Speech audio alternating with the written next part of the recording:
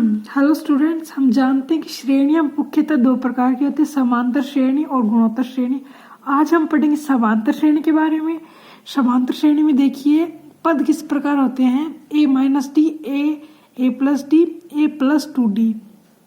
ये तो हम जनरली कॉमन फॉर्म में लेते हैं ताकि हमारा सवाल करने में आसानी हो। अगर हमें तीन पद समांतर श्रेणी में बोले हैं तो हम पहले तीन पदों की तरह यानी कि इस तरह हम उन पदों को ले लेंगे।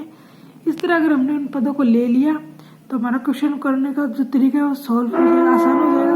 और गुणोत्तर श्रेणी के पद इस प्रकार होते हैं, यानी गुण का गुणा होता जाता है। तो समांतर श्रेणी के बारे में हम जानते हैं। Let's have a look on arithmetic progression of equal distance. तो ए प्लस डी, ए प्लस 2d, ए प्लस 3d, ए प्लस एन डी, यानी सब ये देखो ये एक एक पद है। ये A1 प्रथम पद है, ए प्लस डी ये दूसरा पद है, ए प्लस 2d ये तीसरा पद है, ए प्लस 3d ये चौथा पद है। ऐसे पद चलते जाते हैं। अब समांतर श्रेणी के पदों को योगों के लिए ये फॉर्मूला है n/2 2a प्लस n-1d।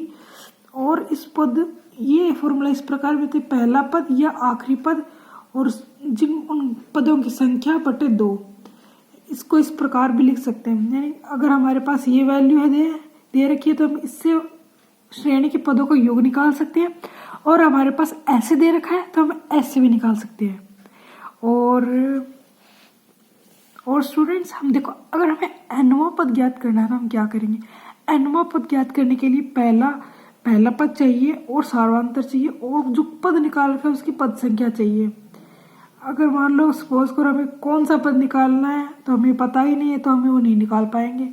माना हमें 5वां पद निकालना है तो n बराबर 5 रख देंगे, एक की वैल्यू रख देंगे। d की वैल्यू 2 है, a1 equal to 1, a5 equal to 1 plus 5 तो 5 आ जाएगा।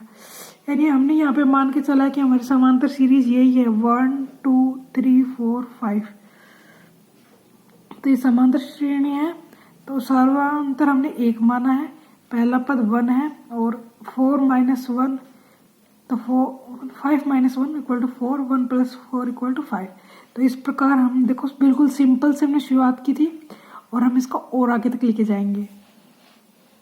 अब देखिए हमें एनसीईआरटी एग्जाम्पल में हमें सीरीज दे रखी है 8 3 माइनस 2 और इसी प्रकार 22 पदों तक हमें उसका योग निकालना है। तो A1 पहला पद क्या दे रखा 8, सार्वंतर हम निकालेंगे। इस सीरीज को देखकर हम निकाल सकते हैं, यानी पहले पद में से दूसरा पद अगर हम घटा देंगे,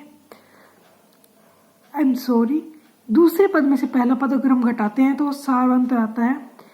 वो बाय मिस्टेक में से निकल गया। पर दूसरे पद में से यानी बड़े पद में से आगे वाले पद में से पीछे वाला पद घटाते हैं तो यहाँ पे 8 में से 3 घटाएंगे तो -5 आ जाएगा।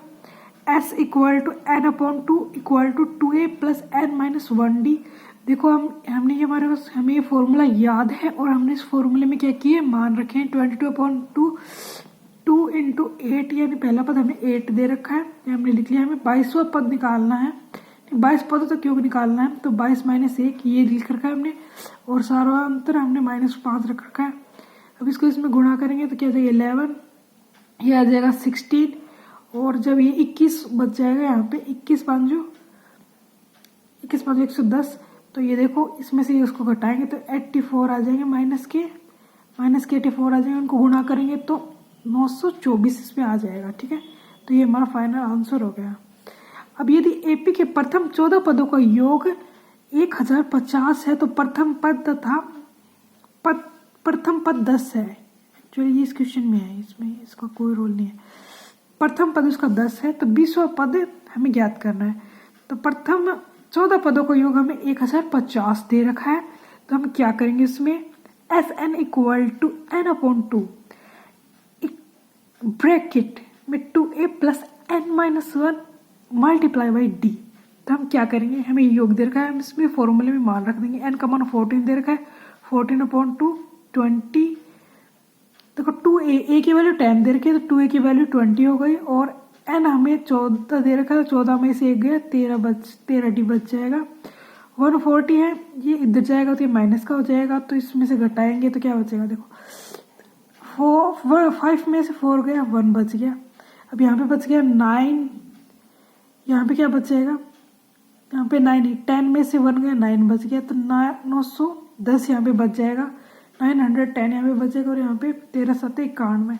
ये जो 7 था उसको अंदर में मल्टीप्लाई किया तो हमारे पास 91 यहाँ पे आ गया। तो यो हमने ऐसे कैसे यहाँ पे रख लिया, और फिर क्या हुआ, डी की वैल्यू 10 आ गई। अब हम फॉर्मूला रखेंगे पद की याद करेंगे, एनवा पद a1 plus N minus 1 D 10 प्लस 20 माइनस 1 मल्टीप्लाई बाई डी, क्योंकि हमारे पास डी का मान 10 आया है और ये एन का मान है 20 जो हमें निकालना है। तो इन सबको गुणा करें, इसको इससे गुणा करेंगे तो 190 आएगा, 190 प्लस 10 तो 220 हो गया। अब हम एक और इम्पोर्टेंट क्वेश्चन इसमें देखेंगे।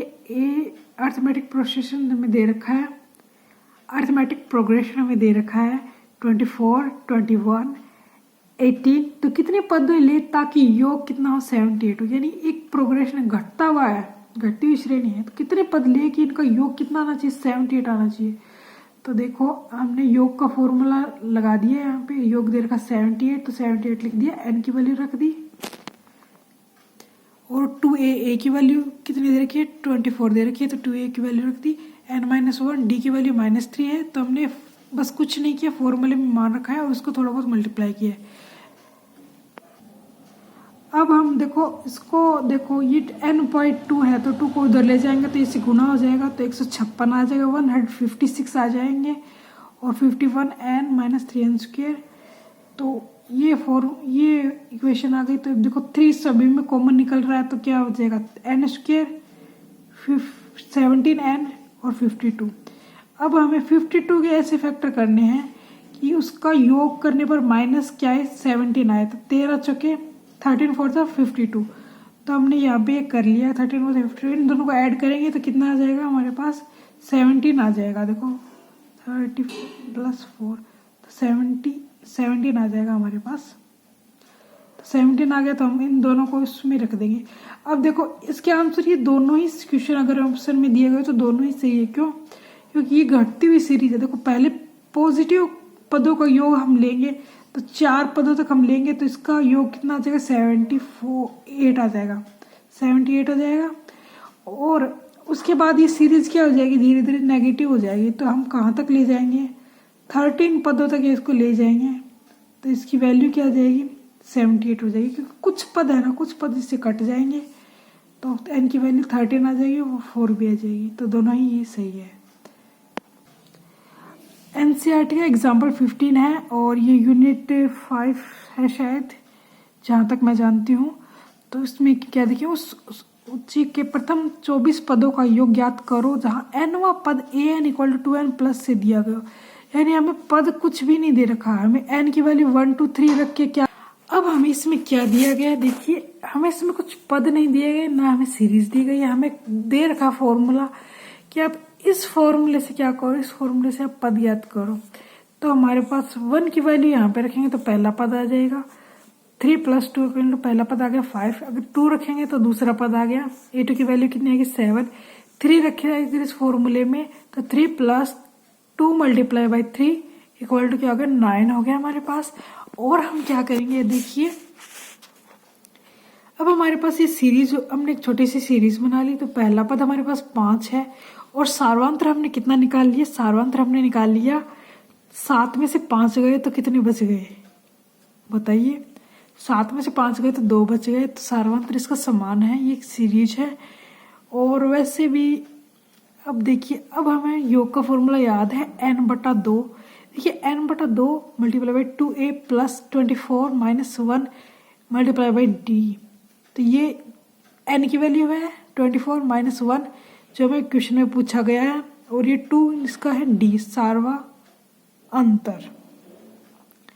अब देखिए इसमें इसका भाग दे देंगे तो क्या आ जाएगा 12 आ जाएगा, मल्टीप्लाई करेंगे 10 आ जाएगा, और इसमें से इसको गुणा करेंगे तो 23 आ जाएगा। तो ये अब इसमें से इसको जोड़ेंगे तो क्या आ जाएगा 56, और 56 को 12 से मल्टीप्लाई करेंगे। अगर भरोसा नहीं हो तो मैं करके दिखाऊं। भी देखिए हमने मल्टीप्लाई भी किया है। देखो 12 को 6 से मल्टीप्लाई करेंगे 72 आएगा, 2 यहाँ पे रखेंगे और 7 हासिल की चले जाएगा, और 12 को 5 से 12 5 जो 60 और 60 में 7 जोड़ेंगे 67, तो ये देखो बिल्कुल करेक्ट आंसर हमारा आ रहा है। अब हम क्या करेंगे, देखो प्रथम हजार हमने लगभग सभी टाइप के क्वेश्चन कवर कर लिए। प्रथम हजार धन पूर्णांक को देखो s इक्वल टू 1 + 2 + 3, यानी प्रथम जो 1000 पूर्णांक है या 1000 पूर्णांक है उनका योग ज्ञात करना है। तो इसी फॉर्मूले में रख लेंगे, कितने ज्ञात करना, 1000 का देखो 1000/2, पहला पद 1 हो गया और लास्ट पद क्या हो गया, 1000वां हो गया। तो इसको मल्टीप्लाई करेंगे तो हमारे पास ये वैल्यू आ जाएगी 500,500, यानी ये वैल्यू कितनी हो गई, 5,05,000। ओके, अब हम देखेंगे थेल्स प्रमेय, त्रिभुज। 10th क्लास का ये बहुत इंपॉर्टेंट चैप्टर है, थेल्स थ्योरम। थेल्स थ्योरम बहुत ही इजी है, पर बहुत सारे बच्चे इसमें कंफ्यूज हो जाते हैं। तो आज हम इसकी सारी कंफ्यूजन दूर कर देंगे और कई तरीके से हम इसके क्वेश्चन भी देखेंगे।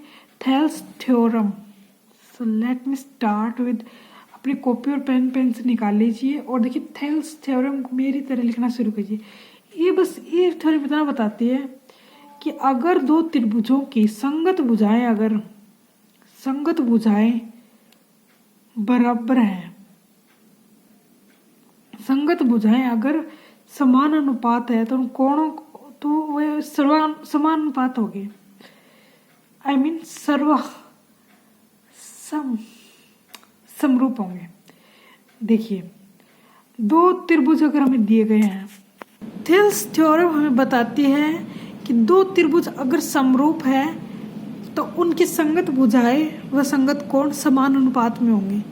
यानी ये तो अगर माना कि ये दो त्रिभुज समरूप हैं तो ये जो भुजा है वो इसके अनुपात में होगी, ये भुजा है वो इसके अनुपात में होगी, ये भुजा है वो इससे एक निश्चित अनुपात में होगी, और जो संगत कोण है वो क्या होंगे, बराबर होंगे।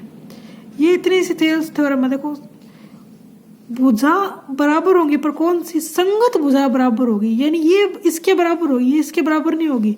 संगत भुजाएं बराबर होंगी और संगत कोण भी क्या होंगे, बराबर होंगे। संगत भुजाएं बराबर भी हो सकती हैं और अनुपात में भी हो सकती है। जैसे मैं आपको बताती हूँ, ये भुजा हो गई कितनी,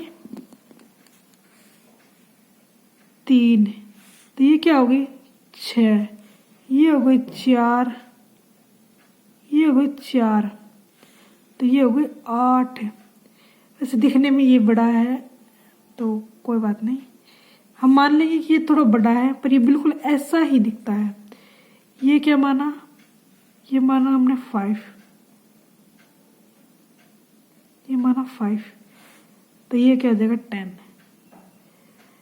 अब हम इसको मान सकते हैं, ये मान लो हमने मीटर में ले लिया है तो इसको मान लें सेंटीमीटर में हमने ले लिया है। देखो इनका जो अनुपात होगा, भुजाओं का अनुपात वो क्या होगा, हमेशा एक निश्चित अनुपात में होगा। अगर ये त्रिभुज क्या है, समरूप है, यानी भुजा छोटी बड़ी हो सकती हैं, यानी ये इस साइज का ये और बड़ा हो सकता है, इससे भी छोटा हो सकता है, पर जो अनुपात है, जो रेशियो वो हमेशा बराबर ही रहेगा। और जो संगत कोण है, जैसे θ1 बराबर होगा θ4 के, θ2 बराबर होगा θ5 के, θ3 बराबर होगा θ6 के। जो संगत कोण है, अब संगत कोण हम जानते हैं कि देखो ये इसके संगत है, ये इसके संगत है और ये इसके संगत है। तो हम देखेंगे एस समरूपता व सर्वांग समता। देखो समरूपता में क्या होता है कि अनुपात ही बराबर होता है। सर्वांग समता में क्या होता है कि दो जो हमें आकृति दी गई होंगी वो दोनों ही बराबर होंगी। यानी मान लिया कि ये देखो ये कुछ ऐसा है और ये भी कुछ ऐसा है, तो ये ऐसे हैं। तो देखो अगर इनका साइज छोटा बड़ा हो सकता है, इसका साइज थोड़ा बड़ा है, इसका साइज थोड़ा छोटा है, मान लिया दोनों एक जैसी है, तो इनके रूप बराबर है, जैसे समरूपता बोलेंगे। पर ये इसके इक्वल साइज का है, बिल्कुल ठीक बराबर है, तो इसको हम क्या बोलेंगे, इसको हम बोलेंगे सर्वांग समता। अब देखो ऐसे ऐसे समरूपता भी होती है, यानी 3 भुजाएं हैं और वो समान अनुपात में हैं। 2 त्रिभुज ऐसे ही दे रखे हैं, भुजाओं का अनुपात क्या है, समान है, तीनों भुजाएं समान है, तो वो क्या होगी एस भुजा भुजा भुजा समरूपता ए। या फिर कोई 2 संगत कोण अगर बराबर होते हैं, क्योंकि हम त्रिभुज में जानते हैं कि 3 कोणों का योग निश्चित होता है, तो 2 कोण अगर बराबर हो गए तो वो त्रिभुज भी क्या हो जाएगा, सर्वांग सम समरूपता, समरूपता कॉन्ग्रुएंसी। अब हम देखेंगे कि SAS, अब इसमें क्या देखेंगे, यानी एक तो भुजा बराबर होनी चाहिए और दो त्रिभुज, ये भुजा इसके बराबर हो, ये भुजा इसके बराबर हो और ये कोण बराबर हो, यानी 1 2 और 3, 1 2 और 3, यानी 3 चीज इसमें बराबर होनी चाहिए। एक भुजा दूसरी भुजा के बराबर या अनुपात में, कोण बराबर होना चाहिए और ये भुजा इसके अनुपात में होनी चाहिए। तो उसको क्या बोलते हैं, SAS समरूपता। और वर्टिकल अपोजिट एंगल हम जानते हैं कि देखो कोई भी दो कोण है तो ये दो कोण हमेशा बराबर ही होंगे। अब क्या करेंगे, AAA समरूपता, तो ये बिल्कुल ठीक वैसे ही है। मान लो एक त्रिभुज ऐसा ले लिया, एक त्रिभुज ऐसा ले लिया, तो अब क्या करेंगे, अगर मान लो दो कोण भी बराबर है तो तीसरा तो अपने आप बराबर हो ही जाएगा। तो वही है कि दो कोण बराबर है तो तीसरा तो अपने आप बराबर हो जाएगा। तो ये दो त्रिभुज क्या होंगे, समरूप होंगे।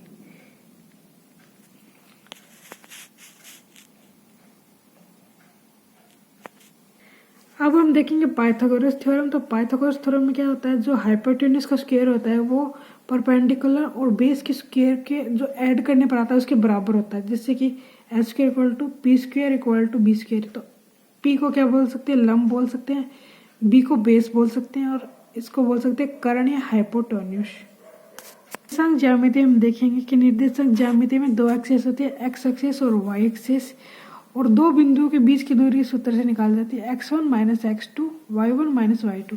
यानी पहला बिंदु दे रखा है x1 y1, दूसरा बिंदु दे रखा है x2 y2।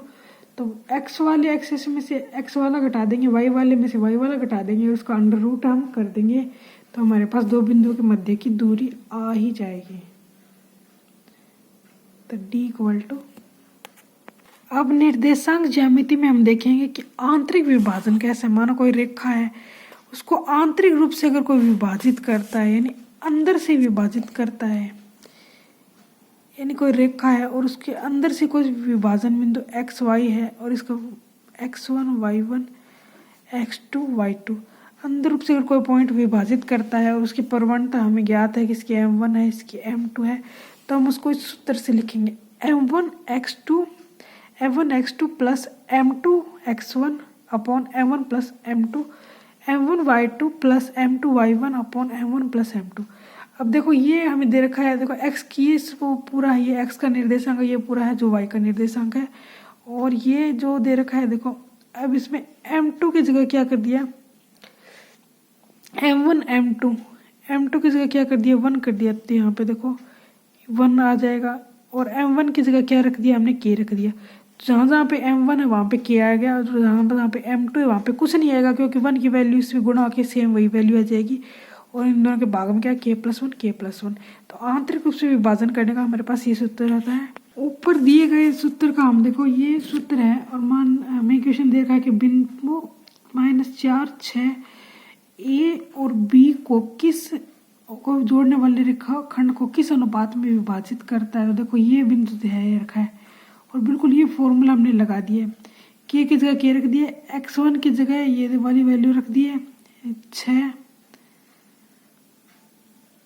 और x2 की जगह ये देखो ये 3 वाला रख दिया है, x1 की जगह ये रख दिया है, और इसमें देखो k की जगह k है, और यहाँ पे देखो ये क्या लिख रखा है, -8 है ये, यहाँ पे क्वेश्चन में थोड़ा सा मिस प्रिंट हो गया, माइनस है देखो दिख नहीं रहा। तो ये माइनस, ये इसकी वैल्यू है y1, ये वैल्यू किसकी है y2 की, और ये किसकी है y1 की। तो ऐसे का ऐसा हमने लिख दिया सूत्र के अनुसार। देखो बिल्कुल इसी सूत्र में हमने मान रखा है, कुछ भी नहीं किया, सिर्फ सूत्र में मान रखा है। सूत्र में मान रखने के बाद में हमारे पास ये वैल्यू आ गई, ये वैल्यू आ गई। अब इसको इसके बराबर रख देंगे तो k1 प्लस k2 की वैल्यू आ जाएगी, जैसे -4 इक्वल टू 3k - 6 k +1। देखिए आ जाएगा -4k इक्वल टू, यहाँ पे 4 बचे, यहाँ पे भी 4 आ जाएगा, -4, यहाँ पे बच जाएगा 3 के माइनस 6, इधर चला जाएगा तो क्या बचेगा के 7k कितना आ जाएगा ये 7k, और इसको में से इसको कटाएंगे तो कितना आ जाएगा 2, तो 2 इक्वल टू 7k,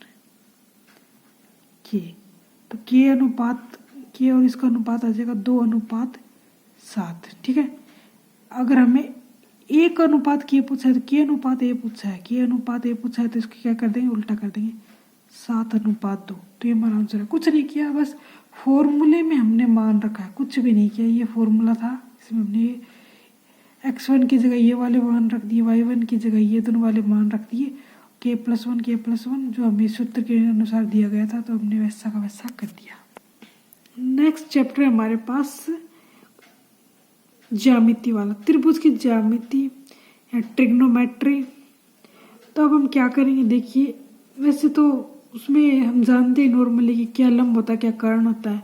तो ये स्पेशल वैल्यू होती है साइन की, साइन 0 का मान 0, 30 का मान 1/2, 45 का मान है 1/√2 और 60 का मान √3/2, 90 का मान 1 होता है। तो cos 1 का मान 1 होता है, cos 30 का मान √3/2 होता है, cos 45 का मान 1/√2 और cos 60 का मान होता है 1/2, 0। अब देखो इसमें से इसका भाग दे देंगे तो क्या आ जाएगा 0, इसमें इसका भाग देंगे तो 1/√3, इसमें इसका भाग देंगे 1, इसमें इसका भाग दे देंगे √3, और ये हो जाएगा अपरिभाषित, क्योंकि 1 किसी भी संख्या में 0 का भाग देते तो वह अपरिभाषित हो जाती है। अब देखो कोसेक किसका उल्टा होता है, कोसेक किसका उल्टा होता है, कोसेक साइन का उल्टा होता है। अगर इसको बटे में लगाएंगे तो अपरिभाषित हो जाएगा, इसका उल्टा होता है तो इसको उल्टा करेंगे 2 आ जाएगा, इसका √2, इसको उल्टा करेंगे ये वैल्यू आ जाएगी और इसकी 1 आ जाएगी। अब ये साइन इसका उल्टा होता है 1 आ जाएगा, इसको उल्टा करेंगे 2/√3 आ जाएगा, √2 आ जाएगा, और सेक 60 की वैल्यू 2 आ जाएगी और ये अपरिभाषित हो जाएगा। और कोट ए की वैल्यू आ जाएगी अपरिभाषित, और ये 3 ये 10 वाले का जस्ट उल्टा हो जाएगा, ये इसका उल्टा हो जाएगा, ये इसका उल्टा हो जाएगा। ऐसे हम इसको याद रख सकते हैं। So thank you so much. 10th class के चैप्टर 3 से लेके चैप्टर 5 से लेके 8 तक के जो इम्पोर्टेंट फॉर्मूलाज थे वो हमने इस वीडियो में कवर किए हैं। अगर आप ये वीडियो को पसंद आए तो इसे देखिए, लाइक करें, सब्सक्राइब करें, शेयर करें। Thank you so much.